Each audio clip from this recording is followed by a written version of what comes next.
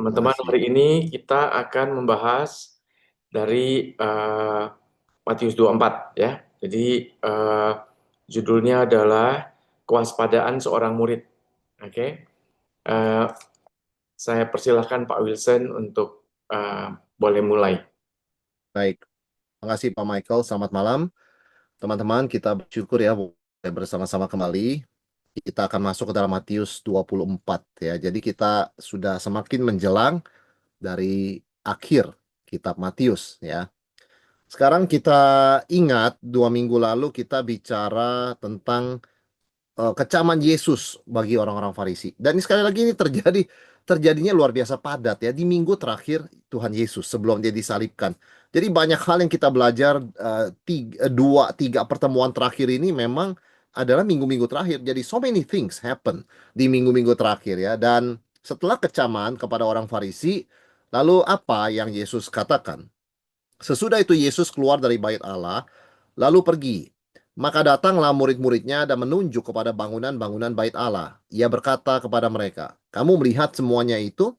Aku berkata kepadamu, sesungguhnya tidak satu batu pun di sini akan dibiarkan terletak di atas batu yang lain. Semuanya akan diruntuhkan." Saudara, jadi kita boleh melihat di dalam Matius 24 ini setelah Yesus berkonfrontasi secara keras ya dengan para pemimpin agama, Yesus meninggalkan area bait Allah. Ya. Sedangkan dalam perjalanan itu para murid ya masih terpesona ya dengan kemegahan arsitektur bait Allah yang memang sangat spektakuler pada zaman itu. Saudara, memang bangunan ini kita sebut masterpiece ya. Herodes tanda kutip agung ya. Herodes Agung itu wah bangun luar biasa sekali ini ya. Dengan batu-batu kapur masif yang dipoles dan emas yang berkilauan. Wah, luar biasa ya. Tapi ironisnya di tengah kekaguman pada bangunan fisik, para murid ini mengabaikan kemerosotan spiritual di dalamnya. Ya, sebetulnya kita juga bisa jatuh ya dalam sikap demikian. Misalnya kita melihat gedung-gedung gereja di Eropa ya yang begitu megah ya, jujur kita harus mengakui arsitektur Gothic dan sebagainya itu luar biasa ya. Tetapi seringkali ya ketika kita melihat itu ya kita diingatkan, tapi sayang sekali sekarang sudah bukan jadi gereja lagi begitu ya. Jadi itu kira-kira yang Yesus mau murid-muridnya ya sadari bahwa jangan terpesona hanya dengan bangunan fisik karena bukan itu esensi sebuah agama, sebuah iman ya. Itu adalah relasi dengan Tuhan, kerohanian. Nah, kita tidak boleh lelah-lelah mendengar berita itu, saudara sekalian ya. Jadi memang Yesus tidak terkesan dengan kemegahan fisik. Ya, ini sangat berbeda dengan para murid, bahkan dia menubuatkan, nah ini yang lebih luar biasa, kehancuran total. Jadi saudara bayangkan orang sedang mengagumi, tiba-tiba Yesus interupsi. Kamu lihat kagum semua itu, bentar lagi nggak ada lagi. Coba saudara bayangkan ya. Dari situ Yesus bicara akhir zaman. Ya, jadi yang kita kagumi sekarang ini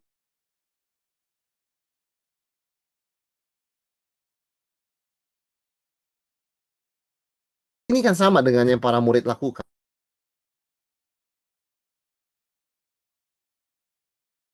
Betul-betul kehancuran total ya. Jadi saudara sekalian bagi para murid yang bangga dengan warisan budaya, ini kan shocking statement ya. Tetapi justru kalimat Yesus itu penting untuk mulai memahami akhir zaman. Karena Matius 24 disebut akhir zaman ya atau pembicaraan di Bukit Zaitun, Olivet Discourse begitu kan ya. Itu adalah bicara akhir zaman dan seterusnya kita akan melihat Yesus terus mengajar soal akhir zaman. Jadi sejauh ini kita melihat bagi Tuhan yang berharga bukanlah monumen atau prestasi manusia ya, tapi kesetiaan dan integritas hati dan itu yang sudah tidak ada di antara pemimpin agama di Yerusalem. Itu sudah tidak ada ya. Jadi kembali ke pertanyaan kita sebetulnya ketika kita melihat sesuatu yang mengagumkan dari masa lalu begitu ya, apa sih yang kita banggakan dalam hidup yang sebenarnya fana ini? Saudara, kita harus mengingat kata-kata Yesus, bukannya kita tidak boleh menikmati apa yang baik dalam hidup ini, tetapi kita harus ingat semuanya, no matter how beautiful, itu sangat temporer. Akhir zaman tuh makin mendekat dan akan datang, begitu. Ya. Nah, saudara sekalian, kemudian setelah Yesus ngomong seperti itu, tapi murid-muridnya begitu ya, mendengarkan begitu loh. Nah, ketika Yesus duduk di atas Bukit Zaitun, datanglah murid-muridnya kepadanya tuh bercakap-cakap sendirian dengan dia. Kata mereka, katakanlah kepada kami bila manakah itu akan terjadi Dan apa tanda kedatanganmu dan tanda kesudahan dunia, ya. Saudara, Yesus duduk di Bukit Zaitun itu sebetulnya itu good view of the temple loh, ya. Itu pemandangan yang indah sekali dari bait Allah. Kalau mau digambarkan seperti gambar ini ya. Aduh, beautiful view ya. Kadang-kadang kita kalau tinggal di hotel yang dapat view-nya bagus itu kan harganya mahal ya. Jadi sebetulnya tepat sekali Yesus tuh memilih tempat di Bukit Zaitun. Dari situ bisa melihat bait Allah dari jarak tertentu begitu ya. Sehingga kalau ngobrol dengan murid-murid tuh connect saudara sekalian ya. Dan para murid sebetulnya mereka tidak merasa Yesus apa ya meruntuhkan sukacita kegaguman mereka. Ih, gimana Tuhan Yesus, kita lagi kagumin bangunan kok dikatakan akan hancur. Enggak, mereka mereka menghormati kata-kata Yesus karena itu mereka pada akhirnya datang sendirian ya. Jadi sungguh-sungguh ingin tahu ya. Ini pertanyaan mereka, katakanlah kepada kami, bila manakah itu akan terjadi, dan apa tanda kedatanganmu dan tanda kesudahan dunia. Wah, ini pertanyaan luar biasa ya banyaknya ya. Jadi mereka ini ada kebingungan, saudara sekalian, karena mereka mengkaitkan, menghubungkan kehancuran bait Allah, seperti Yesus katakan, dengan kedatangan Mesias, dan dengan akhir zaman. As if semua ini satu paket. Jadi Yesus menangkap pertanyaan ini sebagai kebingungan mereka. Jadi bagi mereka kalau bait Allah hancur, the end of the world. Mesias come, begitu ya. Kedatangan Yesus begitu loh. Yesus katakan, jangan salah ngerti begitu ya. Yesus menguraikan kekusutan mereka dengan membelah pertanyaan mereka yang jadi satu itu menjadi dua pertanyaan terpisah yang akan dijawab secara berbeda di dalam seluruh Matius 24 ya. Pertanyaan pertama, kapan ini akan terjadi? Katakan kepada kami, bila manakah hal itu akan terjadi? Artinya apa? Kehancuran bait Allah. Pertanyaan kedua, Yesus jawab nanti, apa tanda kedatanganmu dan akhir zaman? Nah, bagi Yesus, begini pertanyaan yang benar. Kapan ini terjadi? That's question one. Jangan dicampur dengan question two. Ada hubungan, tapi jangan dicampur. Pertanyaan kedua, apa tanda kedatanganmu dan akhir zaman? Jadi, yang Yesus mau sampaikan adalah, just because bait Allah hancur, bukan berarti the end of the world. Ya, simbol agama yang sangat dijunjung tinggi orang Yahudi ribuan tahun itu, ratusan tahun ya, itu hancur. Itu bukan berarti langsung orang bilang, udah dah, celaka dah kalau bait Allah habis ya sudah habis dunia. No, the world keeps moving on ya. Jadi dunia tetap jalan lah. Ya, life goes on begitu kan ya. Nanti ada lagi kedatangan Yesus kedua kali. Nah, itu baru baru hidup dunia ini berhenti begitu loh ya. Jadi sekali lagi murid-murid mencampurkan keduanya. Dan membedakan dua pertanyaan ini adalah kunci untuk menafsirkan seluruh Matius 24, saudara sekalian ya. Dan sekali lagi salah tafsir mudah terjadi karena mengabaikan perbedaan ini. Ya, jadi sekali lagi jangan sampai ketika kita bicara akhir zaman semuanya dicampur. Pengangkatan, antikristus, kedatangan kedua kali, 7 tahun kesengsaraan. Ini istilah-istilah yang sangat sering kita dengar. Bahkan di gereja-gereja, bahkan dari hamba-hamba Tuhan. Tetapi di pikiran jemaat itu jadi satu, seperti benang kusut. Nah, itu kita harus belajar menguraikan benang kusut itu seperti yang Yesus ajarkan di sini, ya. Jadi, Yesus dalam ayat 4 sampai 14 menjawab pertanyaan yang pertama. Kapan atau bila manakah ini akan terjadi? Oke. Jadi ayat 4 sampai 14 bukan akhir zaman, saudara sekalian, tapi hancurnya bait Allah yang digenapi tahun 70 Masehi. Nah, seringkali orang baca, oh Matius 24, 25 akhir zaman. Nah, dia pikir semua ayat itu bicara akhir zaman. No, dalam konteks tahun 70 Masehi. Nah, jadi pesan Yesus apa? Soal kehancuran bait Allah yang akan datang, waspada terhadap penyesatan atau deception ya. Kata menyesatkan itu membuat orang berimajinasi, mengembara, kehilangan arah, pikirannya kemana-mana. Saudara sekalian, hati-hati bicara soal akhir zaman, hati-hati bicara soal kehancuran sesuatu ya, karena orang bisa berspekulasi ini itu. Kita harus hati-hati. Di masa gejolak dan ketidakpastian, orang sangat rentan kepada false hope ya, dan solusi palsu. Ini Yesus maksudkan sebetulnya ya. Jadi kewaspadaan seorang murid, kewaspadaan spiritual itu harus jadi prioritas utama. Jangan bicara waktu.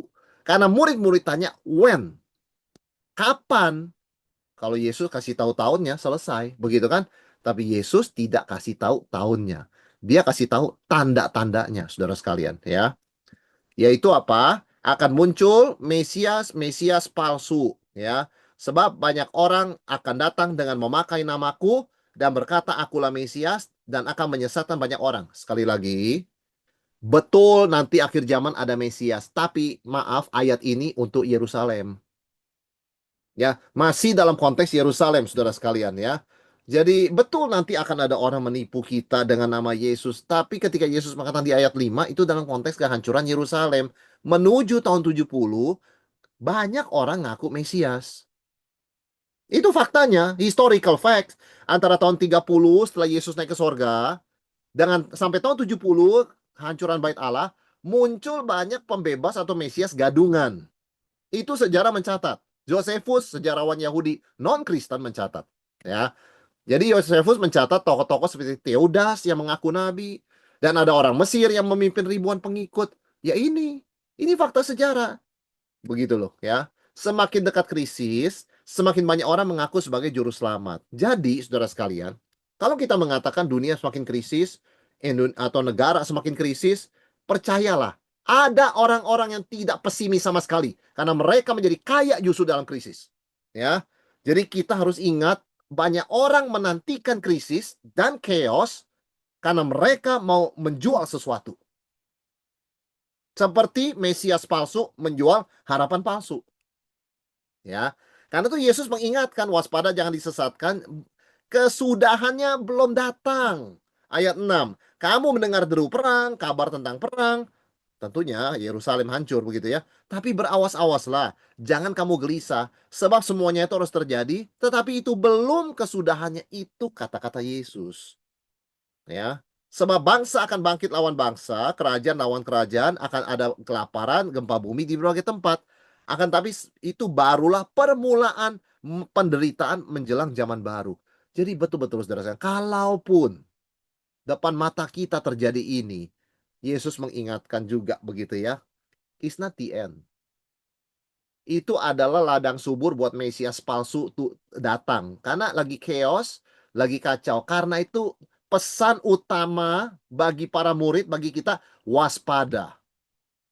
Karena kita bisa juga terseret oleh kekacauan, ketakutan, sehingga kita mengatakan perlu cari solusi instan.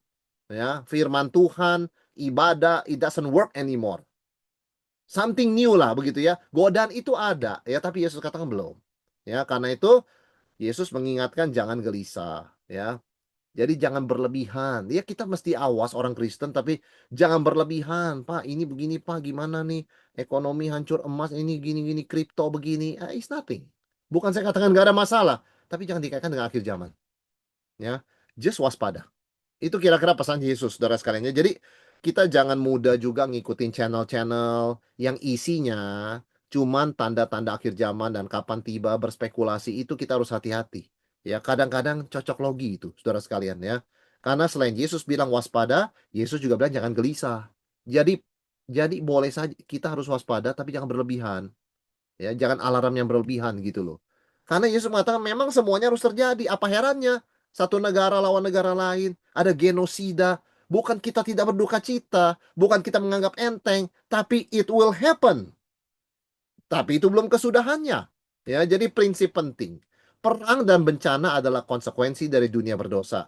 Bukan tanda khusus akhir zaman. Jadi jangan ditarik-tarik terlalu cepat dan terlalu sering kepada Yesus mau datang sebentar lagi. Of course, dari dulu juga Yesus mau datang sebentar lagi. Tapi nggak perlu kita over alarm begitu ya.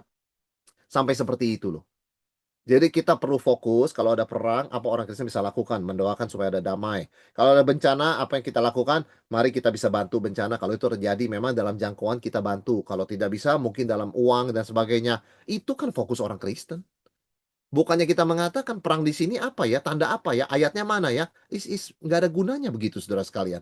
Yesus mengatakan semua itu harus terjadi, tapi itu belum kesudahannya. Maka sikap Kristen yang tepat tengah perang dan bencana, jadilah pembawa damai, jadilah penolong sesama manusia. Bukan berspekulasi kapan Yesus datang, ini tanda dari ayat mana. Bukan itu maksud Yesus. Jadi keliru ya kalau orang arahnya ke sana. Bicara akhir zaman tidak pada tempatnya. Silakan siapa perang lawan siapa itu sudah diprediksi Yesus. Bangsa bangkit lawan bangsa, kerajaan lawan kerajaan, akan terdapat bencana di berbagai tempat. Nggak perlu dikaitkan sama akhir zaman. Karena Yesus mengatakan itu belum kesudahannya. Jadi jelas dia maksudkan di sini. It's not even the end. Jadi itu prinsip dari Yesus dalam menjawab pertanyaan, saudara sekalian, agar para murid termasuk kita tidak bingung, ya. Dan Yesus mengingatkan yang kita mesti perhatikan, ya, selain bahwa itu udah pasti terjadi dan jangan sampai ditipu, kita justru mesti fokus kepada penganiayaan. Tapi ini bicara para murid dulu ya, kan tahun 70. Pada waktu itu kamu akan diserahkan supaya disiksa, dan kamu akan dibunuh, dan akan dibenci semua bangsa oleh karena namaku. Dan orang banyak akan murtad, dan mereka saling menyerahkan dan saling membenci. Banyak nabi palsu muncul, menyesatkan banyak orang, dan karena bertambahnya kedurhakaan, maka kasih kebanyakan orang jadi dingin. Tapi orang yang bertahan sampai kesudahannya akan selamat. Injil kerajaan ini akan diberitakan di seluruh dunia menjadi kesaksian bagi semua bangsa, sesudah itu datang kesudahannya. Saudara, kamu dibenci oleh semua bangsa. Siapa? Siapa dibenci? Para murid. Orang Kristen zaman itu. Nero, sebelum tahun 70, membunuh banyak orang Kristen. Dan para rasul banyak yang mati loh sebelum tahun 70, saudara sekalian. Kita lihat ya, kita hitung ya. Yakobus sudah mati. Paulus sudah mati, saudara sekalian ya. Kemungkinan besar Petrus juga sudah mati.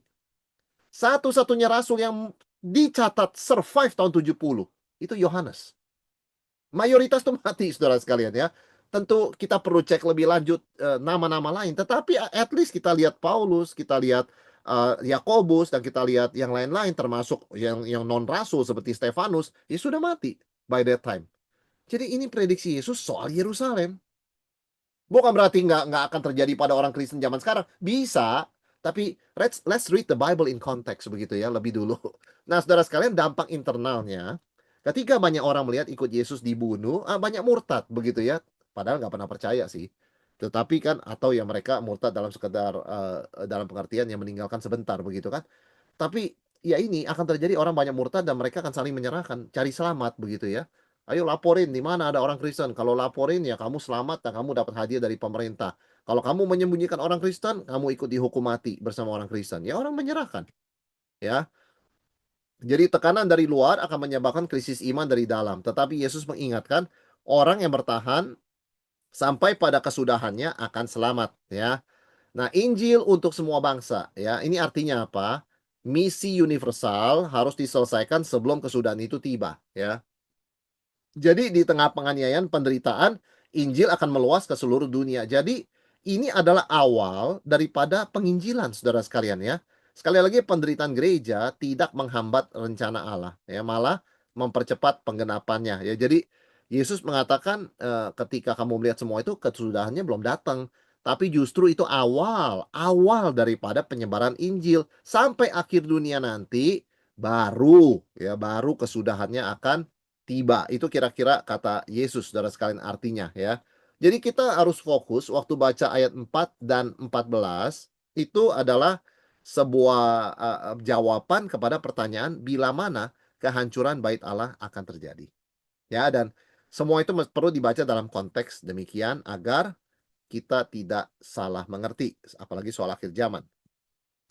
Nah, saudara sekalian, ayat yang ke-15 ya. Di sini Yesus bicara lebih spesifik. Jadi apabila kamu melihat pembinasa keji berdiri di tempat kudus, menurut firman yang disampaikan oleh Nabi Daniel, para pembaca hendaklah memperhatikannya, ya. Jadi di sini Tuhan Yesus kasih tanda spesifik. Kapan itu akan terjadi? Kalau kamu melihat seorang pembinasa keji, ya. Itu adalah penggenapan Nabi Daniel, ya. Nah, saudara bisa baca di Daniel 9:27, 11:31, 12:11 ya. Dan menurut Lukas, Yesus juga dicatat mengatakan Yerusalem dikepung tentara-tentara, ya.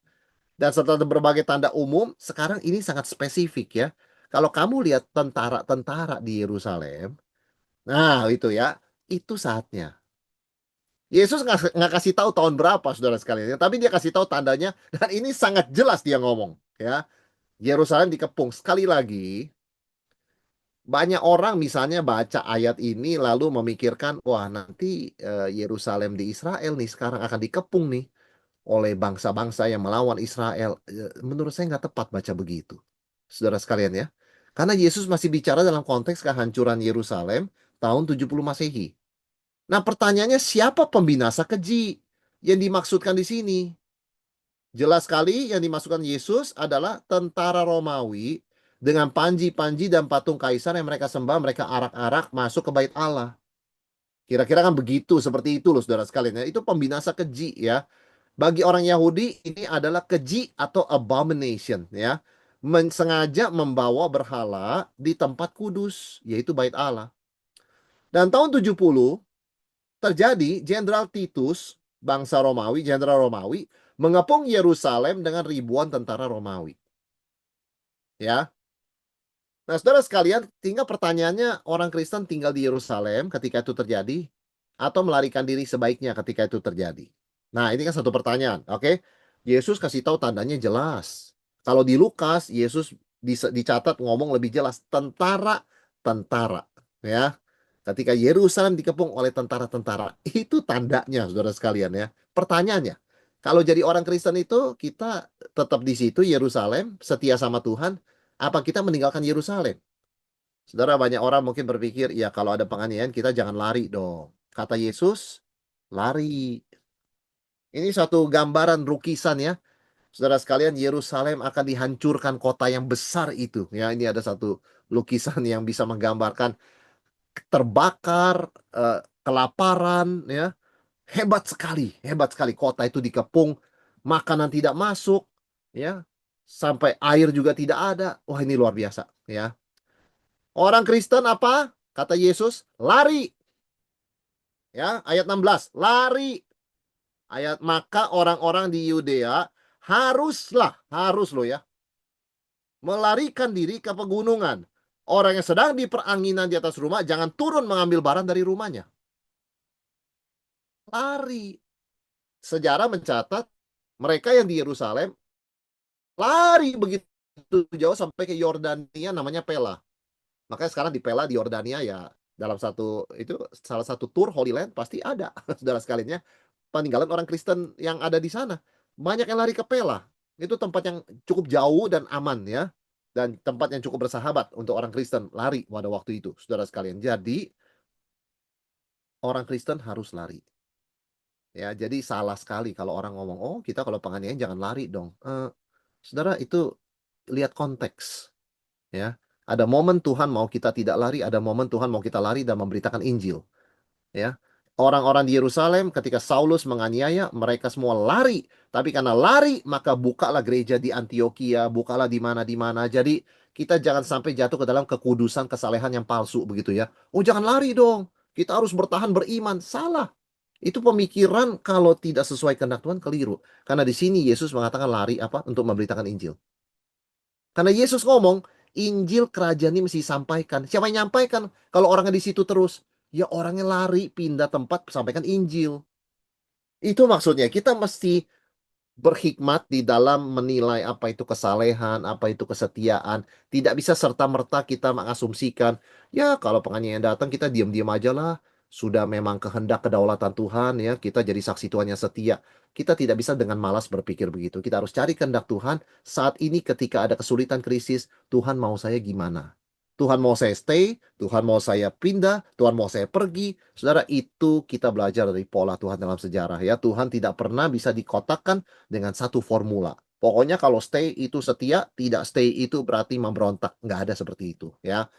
Tapi Yesus yang Yesus maksudkan di sini adalah begitu ekstrimnya, urgensinya ketika itu terjadi, sampai orang yang di soto rumah jangan turun ambil barang. Hah? Saya kalau di atap begitu lagi kan atapnya rata zaman dulu ya. Atau di atap begitu kan bahasa Alkitab ya. Jangan turun ambil barang. Yang di ladang jangan ambil jubah. Aduh gimana? Hanya baju saya, baju untuk bertani. Iya, begitu urgennya situasinya, saudara sekalian, jangan ambil. Ya, ini peringatan menyelamatkan nyawa, bukan peringatan rohani akhir zaman, begitu loh. Ya, jadi hari dan common sense begitu loh. Nggak perlu mengatakan, oh ya habis dah. Yerusalem hancur ya sudah, toh dunia kiamat. Tidak, saudara sekalian. Saya katakan, apapun yang terjadi di dunia ini, satu negara habis diserang hancur, begitu ya. Satu mata uang kolaps, sistem kolaps, jangan cepat-cepat menyimpulkan akhir zaman. Karena kita akan disesatkan. Ya, it will happen. Mau besok harga makanan naik, mau besok ada kelangkaan beras, mau besok ada terjadi ini, terjadi itu, ada mungkin terjadi ada orang pencet nuklir di satu tempat, saya tetap percaya.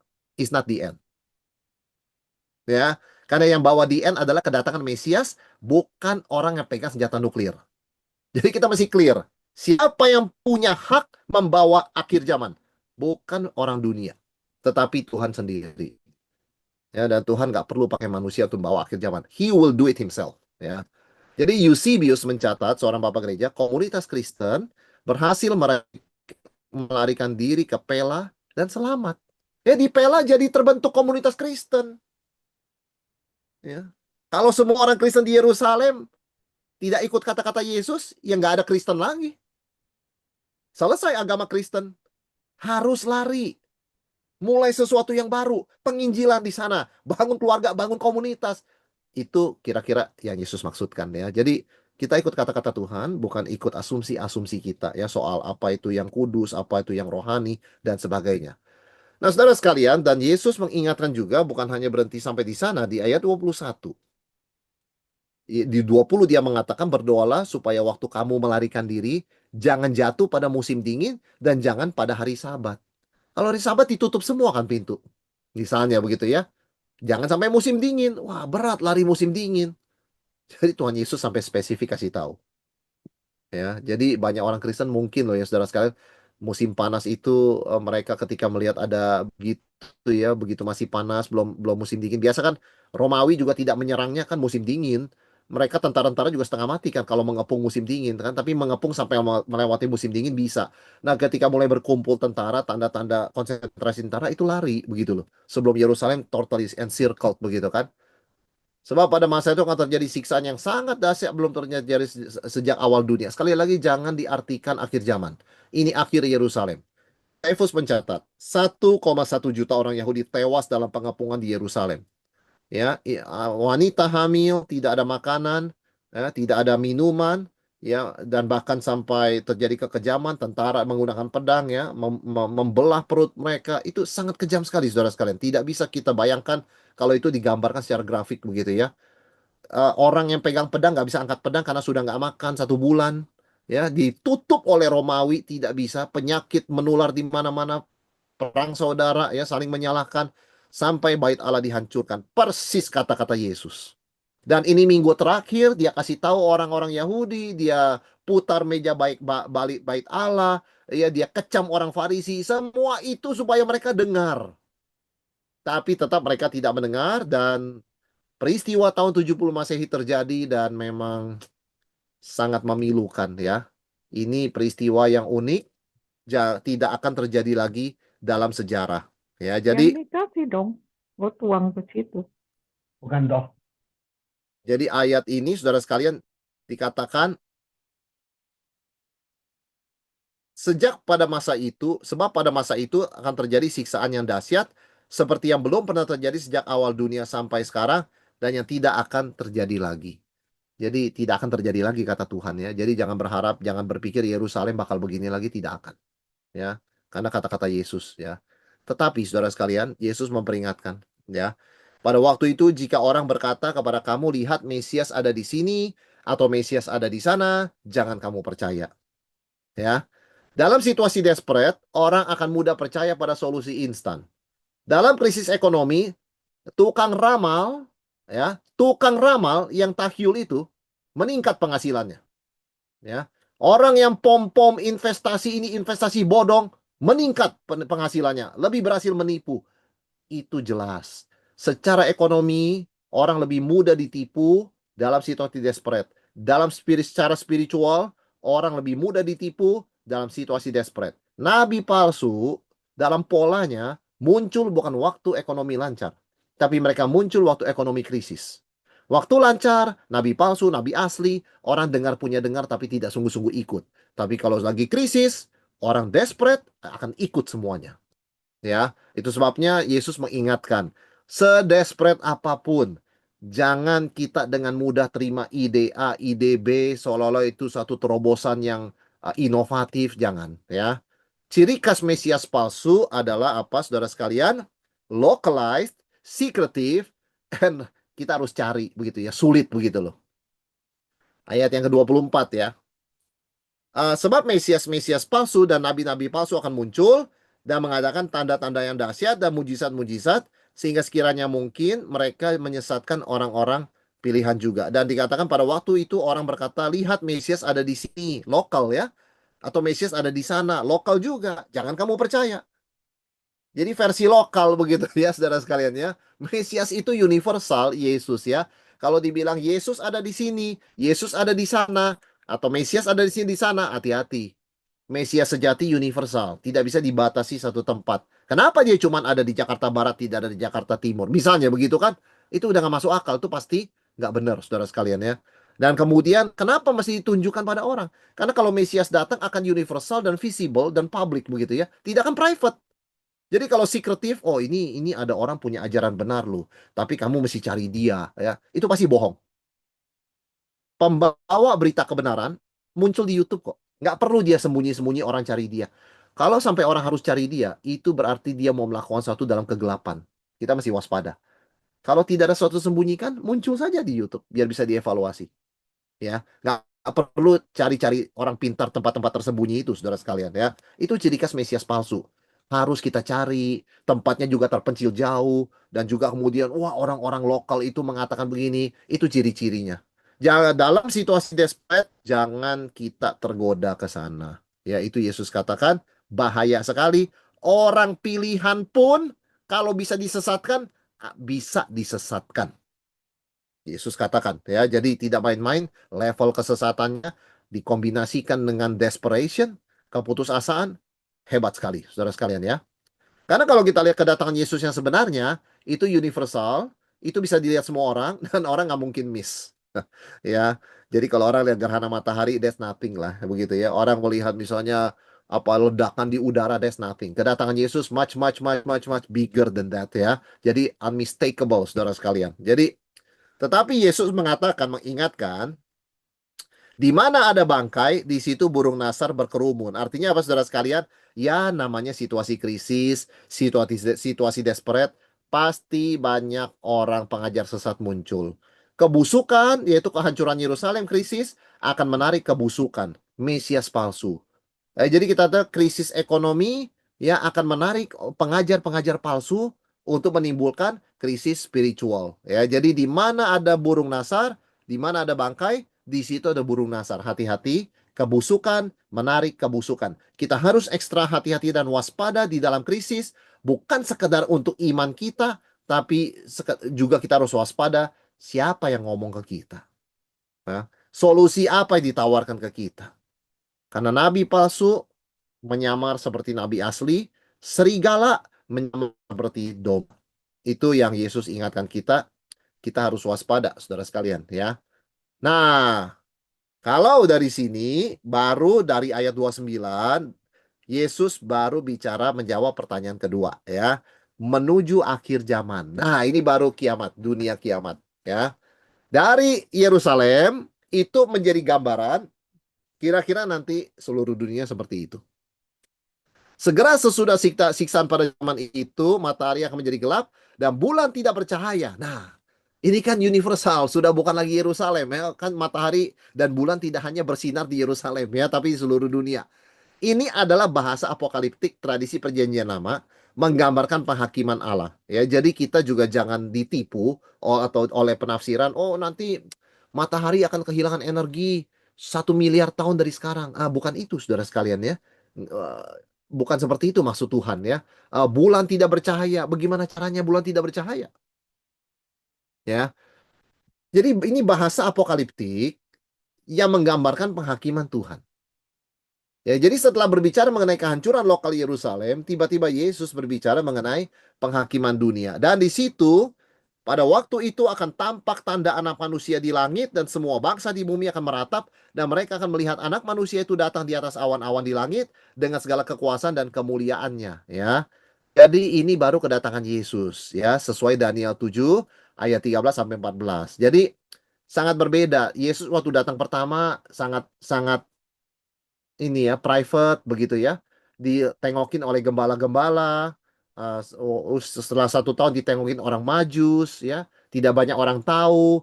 Ahli-ahli Taurat pun tahu di Mesias lahir Bethlehem, tidak mencari. Aduh, tidak ada glorinya, nggak ada glamournya sama sekali. Yesus datang pertama. Tapi kedatangan kedua kali totally different. Saudara sekalian ya, semua mata akan melihat, yang pura-pura tidak melihat pun tidak bisa, karena begitu jelas, begitu powerful, sehingga orang akan melihat Yesus datang dalam kemuliaannya. Sangat kontras dengan kedatangan pertama, ya.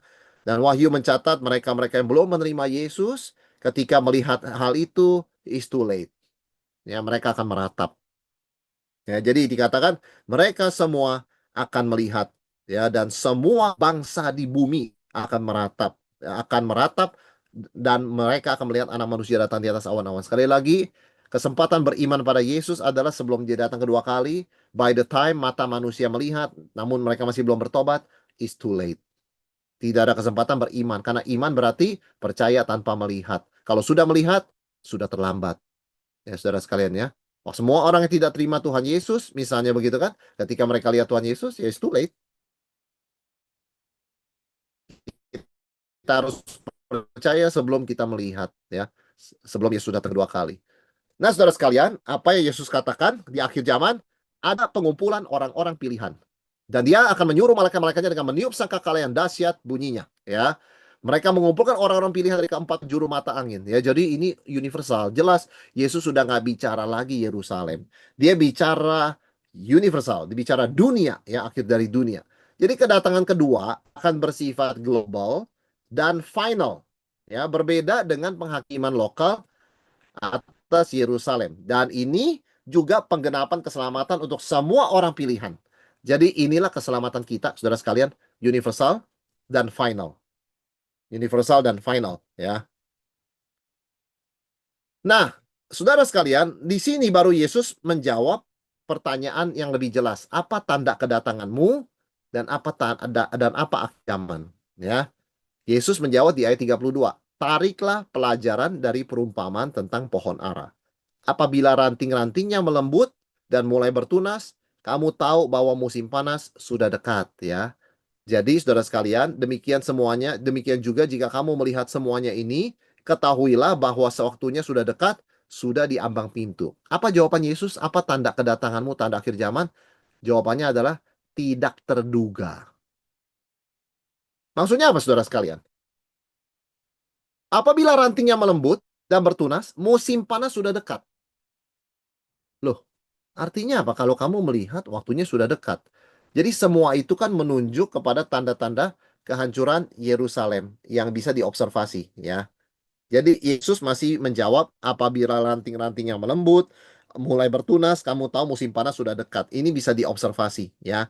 Demikian juga jika kamu melihatnya, ketahui bahwa waktunya sudah dekat, sudah di ambang pintu, ya. Generasi yang melihat tanda-tanda kehancuran Yerusalem tidak akan berlalu sebelum semuanya terjadi. Jadi di ayat yang ke-34, Yesus mengatakan, sesungguhnya angkatan ini tidak akan berlalu sebelum semuanya ini terjadi. Sekali lagi, seringkali ayat ini membingungkan orang. Apa artinya? Apakah artinya ada orang yang akan hidup terus sampai Yesus datang kembali? Tidak. Yesus masih bicara konteks merujuk, ya, merujuk referensi kepada kehancuran Yerusalem. Ya tentu masih ada saksi mata yang hidup, begitu ya. Jadi kehancuran Yerusalem bisa diprediksi dan diamati. Tetapi nah, ayat 36 ini. Tentang hari dan saat itu, tidak ada seorang pun yang tahu, malaikat di sorga tidak, anak pun tidak. Hanya Bapa sendiri. Jadi kita mesti bedakan lebih cermat lagi. Bahkan di dalam ketika Yesus menjawab pertanyaan kedua, dia menjawab tidak langsung. Dia mengatakan kalau kehancuran Yerusalem ada tandanya. Salah satunya tentara. Dia ada bicara tadi, ya. Dan sekarang kamu bicara musim pohon ara, ya. Rantingnya melembut, musim bertunas, musim panas sudah dekat, ya lari. Kalau musim panas, jangan tunggu musim dingin. Begitu kan? Masih bicara itu. Tetapi tentang hari kedatangan Yesus kedua kali anak manusia, tidak ada seorang pun yang tahu. Malaikat tidak, anak pun tidak. Hanya Bapa sendiri. So surprise, ya. Penuh surprise, saudara sekalian, ya, kedatangan Yesus kedua kali. Kedatangan yang tidak terduga, sehingga Kalau ada orang memprediksi Yesus akan datang 5 tahun ini, nabi palsu. Ya, saudara sekalian ya. Jelas sekali. Bukan soal dia benar atau tidak benar, tapi dia sudah mengambil otoritas Yesus. Otoritas Bapa. Yang anak pun tidak mau. Tidak berani. Ya. Jadi siapa yang menebak kedatangan Yesus, dia adalah nabi palsu. Meskipun ajarannya benar. Dalam hal eskatologi, dalam hal akhir zaman, dia nabi palsu. Saudara sekalian, karena Yesus bilang, tidak seorang pun yang tahu. Tapi ada yang bilang dia tadi dikasih tahu oleh Tuhan. Nah, itu pasti palsu. Ya. Karena kalau malaikat pun tidak tahu, anak tidak tahu, siapa orang itu bisa tahu? Kesimpulannya dia mengaku diri lebih tinggi dari Mesias. Ya, itu pasti nabi palsu, saudara sekalian ya. Jadi hari kedatangan Yesus, tidak ada yang tahu, hanya Bapa. Apapun buku yang diterbitkan mengenai tahun kedatangan Yesus, jangan buang uang beli dan jangan kasih ke orang lain. 100% nabi palsu. Sekolahnya dimanapun, melayani di gereja manapun, jemaatnya berapa banyak pun, kita sebut nabi palsu. Ya, karena sudah mengambil otoritas Bapak. Itu nabi palsu. Ya, bukan bergerak atas nama Bapak, tetapi mengatasnamakan Bapak. Ya, saudara sekalian ya, itu ciri khas nabi palsu. Nah, dalam kemanusiaannya, ya, Yesus tidak mengetahui waktu kedatangannya sendiri. Jadi sekali lagi orang sering bertanya, kalau Yesus Tuhan Maha Tahu, kenapa kedatangannya dia nggak tahu ya? Karena dalam kemanusiaannya, Yesus tidak mau mengakses keilahiannya. Secara keilahian, Yesus tahu kapan dia datang. Tapi dalam kemanusiaannya, di mana dia berkata, di dalam konteks firman ini, dia bicara sebagai ke dalam kemanusiaannya, dia bicara, saya tidak mengakses pengetahuan ilahi itu. Meskipun dia bisa, tapi dia tidak mau. Karena dia menghormati Bapaknya. Ya. Karena itu Tuhan tidak menggunakan privilege ilahinya untuk kepentingan dirinya, melainkan dia tetap tunduk kepada Bapa, ya. Jadi jika Yesus dalam natur manusianya tidak tahu, maka spekulasi manusia adalah sia-sia, ya. Bahkan ada orang yang insist, kita tahu mereka adalah nabi palsu, ya. Godaan menebak-nebak ada, ya, tetapi kita harus ingat bahayanya. Karena itu kita hanya fokus pada tanda, kita hanya fokus pada kewaspadaan, kita tidak menebak tahun. Karena kedatangannya tidak terduga, ya. Anytime dia bisa datang. Nah, saudara sekalian, Yesus mengatakan analoginya seperti pada zaman Nuh, ya. Ayat 37. Sebab seperti sebagaimana halnya pada zaman Nuh, demikian pula halnya kelak pada kedatangan Anak Manusia.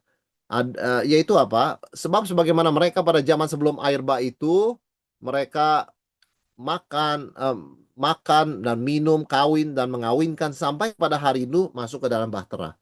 Jadi kehidupan normal, ya, kawin mengawinkan, makan minum, itu kan normal begitu loh ya. Jadi normalnya di sini tapi lalai. Nah, saudara sekalian ya, orang Kristen bukannya nggak boleh hidup normal, tapi waspada, ya. Kalau normalnya orang yang tidak kenal Tuhan adalah normal lalai. Lalai total kepada peringatan Tuhan. As if dunia akan begini terus. Kita tetap waspada ya. Dan mereka tidak akan tahu sesuatu sebelum air bah itu datang dan melenyapkan mereka semua. Jadi betul-betul unexpected ya. Nuh memberitakan selama puluhan tahun, tapi mereka tetap lalai dan tidak peduli ya. Dan saudara sekalian, ayat 40. Pada waktu itu, kalau ada dua orang di ladang, yang seorang akan dibawa dan yang lain akan ditinggalkan. Kalau ada dua perempuan yang sedang memutar batu kilangan, yang seorang akan dibawa, yang lain akan ditinggalkan. Karena itu berjaga-jagalah sebab kamu tidak tahu pada hari mana Tuhanmu datang. Nah, saudara, ayat ini sering dianggap pengangkatan, ya. Tetapi kalau kita lihat dalam konteksnya, ini kan air bah. Air bah toh, kalau ada dua orang, satu ditinggalkan, satu dibawa.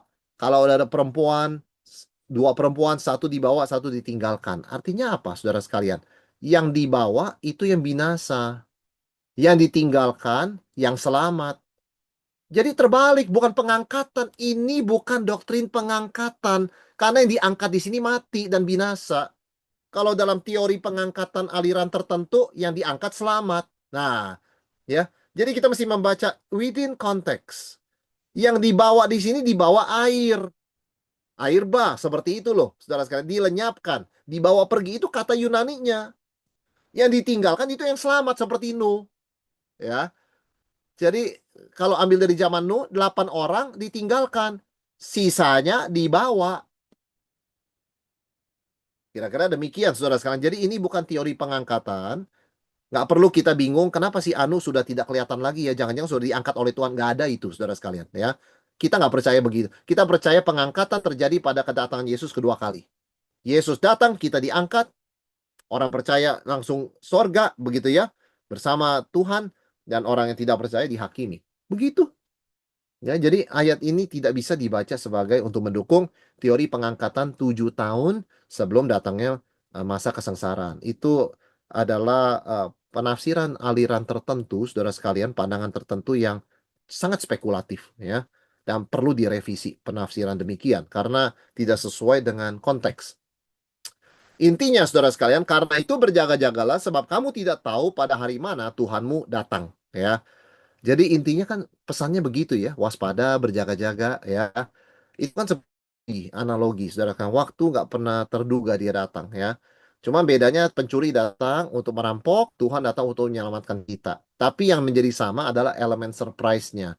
Tidak bisa diprediksi ya. Bagi yang siap, no problem. Karena itu pesan Tuhan, berjaga-jaga. Nggak perlu berspekulasi kapan Tuhan datang ya. Bagi yang tidak, ya, itu big unsolvable problem, saudara sekalian ya. Bagaimana bisa menghadap Tuhan, tahta pengadilan Tuhan, tanpa pengantara, tanpa pengacara. Yang adalah Yesus Kristus, ya. Semua jalan menuntun pada Tuhan. Ya, ada orang mengatakan semua kepercayaan menuntun pada Tuhan.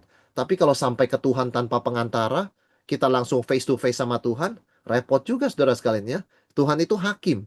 Ya, tanpa memandang bulu dan dia melihat ya benar salah apa adanya ya. Orang face to face dengan Tuhan, that's a big problem ya. Nggak ada solusinya ya. Kita datang pada Tuhan harus lewat Yesus ya. Kalau dikatakan semua orang pada akhirnya ke Tuhan, oh betul. Tapi punyakah mereka pengantara dan pembela? Kalau tidak punya, ya bad news, saudara sekalian ya. Kalau punya, good news. Itu Injil ya. Yesus pengantara dan Yesus pembela kita, pengacara kita, dan Yesus adalah juru selamat Tuhan kita. Ya, jadi ini sekali lagi yang kita harus ingat, saudara sekalian, waspada bukan soal kapan, tetapi sikap, ya, sikap waspada. Dan Yesus memberikan perumpamaan tentang 2 hamba. Siapakah hamba yang setia dan bijaksana, yang diangkat oleh tuannya atas orang-orangnya untuk memberikan mereka makanan pada waktunya? Berbahagialah hamba yang didapati tuannya melakukan tugasnya itu ketika tuannya datang. Aku berkata kepadamu, sesungguhnya tuannya akan mengangkat dia menjadi pengawas segala miliknya. Ya, saudara, ini konteksnya manajemen delegasi. Ya, jadi hamba yang ditinggalkan tuannya punya tanggung jawab ganda. Satu, mengatur rumah tangga, plus memberi makan hamba-hamba lain. Nah, ini jadi manajemen nih, saudara sekalian ya. Dipercaya sekali oleh tuannya ya. Ketidakhadiran tuannya itu adalah test of character. Bagaimana orang bertindak waktu tidak ada supervision atasan. Nah, ini penting, saudara sekalian ya. Jadi kenapa orang tanya, Pak, kenapa Tuhan Yesus nggak datang-datang ya? It is to test us. Untuk membiarkan karakter setiap orang muncul. Ya. Kalau Yesus muncul, semua sungkan, semua takut, semua jadi, wah, behave-nya manis sekali. Tapi dengan Yesus absen di dunia secara fisik, saudara sekalian, everybody akan menyatakan their true color, begitu ya, karakter mereka seperti apa. Kira-kira demikian Tuhan menunda kedatangannya, seolah-olah ya, saudara sekalian ya. Jadi keduanya sama-sama hamba, tidak ada yang superior secara status ya. Tapi ada hamba yang setia dan bijaksana, saudara sekalian ya. Yang didapati tuannya sedang berbuat demikian ketika ia datang ya. Jadi konsisten, tidak peduli waktunya. Jadi buat apa tanya kapan Yesus datang? Yang penting kamu ready. Kan begitu ya, dan kamu konsisten. Itu yang menjadi kunci poin dari Yesus. Tidak peduli tuannya pulang cepat atau lambat, dia tetap melakukan tugasnya. Jadi banyak orang menilai begitu ya. Tuhan ini benar nggak sih ya? Kalau benar kan cepat. Kalau lambat begini apa benar ya? Saudara, itu asumsi manusia yang keliru ya. Cepat atau lambat tidak mengindikasikan apa-apa. Yang penting kita siap atau tidak. Ya. Jadi tidak ada identifikasi kalau cepat Tuhan, kalau lambat bukan Tuhan, nggak ada saudara sekalian ya. Karena Tuhan anytime dia mau datang, itu adalah kedaulatan dia. Kita yang penting sikap kita adalah waspada ya. Dan upahnya adalah Tuhan akan mengangkat menjadi orang yang setia, menjadi pemimpin atas segala miliknya ya. Jadi prinsipnya kan sama. Faithfulness in small things will lead to greater responsibilities. Ini akan kita lihat lebih jelas di Matius 25. Barang siapa setia dalam perkara kecil, akan dipercayakan perkara besar. Sama prinsipnya, saudara sekalian ya. Jadi kenapa Tuhan tidak datang-datang sejauh ini? Satu, untuk menguji karakter kita supaya menyatakan siapa kita sebenarnya. Ya. Yang kedua adalah supaya kita boleh setia dalam perkara kecil. Karena Tuhan mempercayakan perkara besar di kerajaannya. Ya.